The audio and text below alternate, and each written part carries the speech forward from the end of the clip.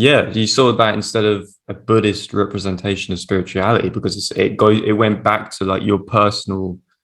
unconscious, like your personal experience, but also maybe your ancestral kind of conditioned experience. So it's like even I would even agree with Richard Cradon on that, because it's like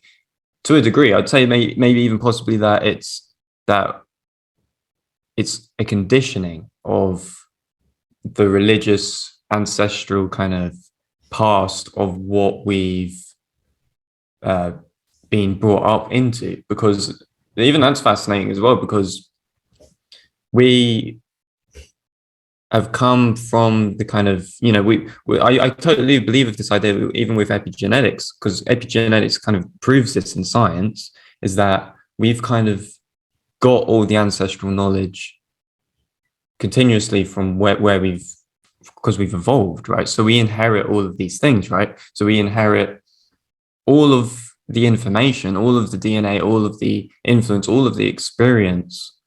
from our ancestors to the point where we are at now. So it's, but some of them things are hidden, some of them things need to be activated. And even that scientific explanation in some strange way kind of proves, at least to me, it doesn't have to be proved through the science, or that there has to be a scientific explanation for it, but because it's the zeitgeist of today, it kind of has to be affirmed through that, because it's the ego of the culture, But it's like that itself proves all of the mythology, all of the idea of, you need to go into the cave to seek the gold, which you need to find the darkest cave, because it's the same thing. You're bringing consciousness to the unknown,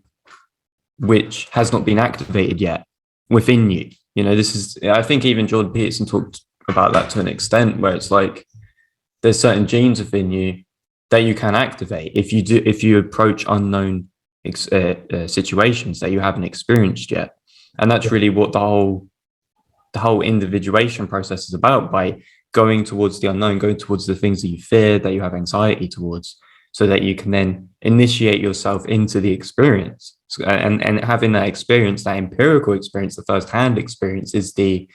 knowledge, is the gnosis. It's not reading a book, it's not getting information, secondhand knowledge, all of that. That's really irrelevant, which is the whole problem of modern culture at the moment, because we're more like, oh, put you into university and we study, and then inflate your ego to a point where we have some sort of superiority savior complex from our superiority of reading, because we then believe, oh, we've got all this knowledge, now I need to save other people, or I need to be a savior to these other individuals, even though I haven't saved myself yet. Which is interesting. Like we can only really be able to heal other people when we've healed ourselves to a degree, or at least when we've begun that journey.